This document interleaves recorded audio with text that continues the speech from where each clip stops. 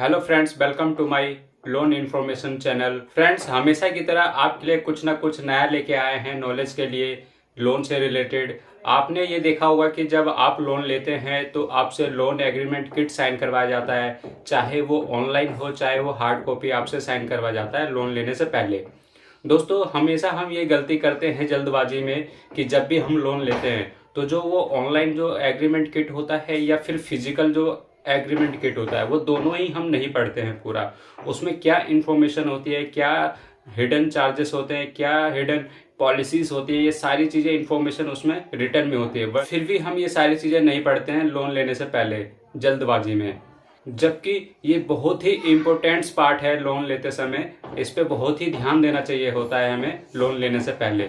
Friends, loan चाहे कोई सा भी हो, बैंक से लोन हो आपका या फिर एनबीएफसी बैंक से लोन हो आपका, किसी भी सेक्टर से आप अगर अपना लोन लेते हैं, चाहे वो कोई सा भी लोन हो आपका, होम लोन हो, प्रॉपर्टी लोन हो, लैप लोन हो, कंस्ट्रक्शन लोन हो या फिर आपका car loan, use car loan, business loan, personal loan, बहुत सारे वैरायटी हैं लोन के। आप कोई सा भी लोन लेते हैं तो आपसे एग्रीमेंट किट जरूर साइन करवाते हैं।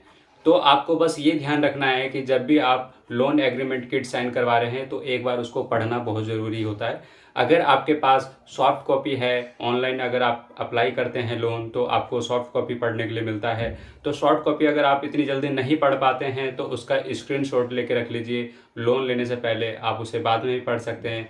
अगर फिजिकल किट साइन करवाया जा रहा है आपसे तो उसका फ़ोटो क्लिक करके रख लीजिए। इन फ्यूचर वो काम ही आएगा आपका जब तक लोन चलेगा आपका।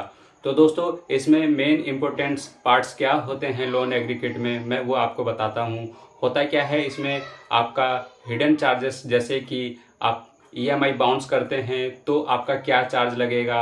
अगर आप प्री क्लोज चार्ज करते हैं 12 ईएमआई से पहले या फिर लोन क्लोज होने से पहले ही आप अपना लोन क्लोज करना चाहते हैं तो उसके क्या चार्ज हैं, प्लस क्या जीएसटी है उस पर। अगर कोई आप अपना लोन का स्टेटमेंट निकलवाते हैं तो उसका क्या चार्ज है बैंक के थ्रू या एनबीएफसी के थ्रू, या फिर अपना लोन शेड्यूल भी निकलवाते हैं तो उसके भी चार्ज उसमें मेंशन होते हैं।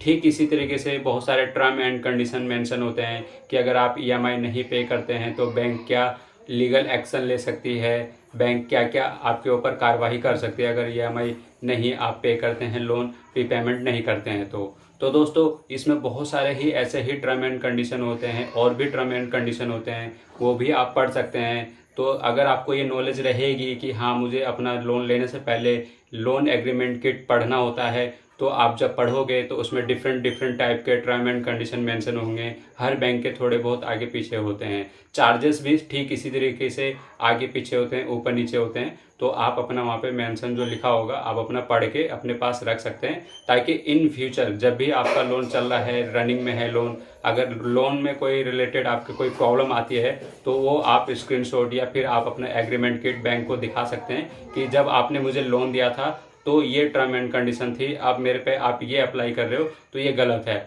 तो फ्रेंड्स, लोन लेने से पहले आप ये ज़रूर ध्यान रखें कि आपको अपना जो एग्रीमेंट किट मिलता है लोन डिसबर्स होने से पहले वो ज़रूर पढ़ें, उसके टर्म एंड कंडीशन ज़रूर पढ़ें, ताकि आपको लोन में आगे चल के कोई प्रॉब्लम ना हो। बिना लोन एग्रीमेंट किट पढ़े हुए उसे ना ओके करें ना साइन करें, उस पर पूरा टर्म एंड कंडीशन पहले समझ लें फिर ही उसको साइन करें।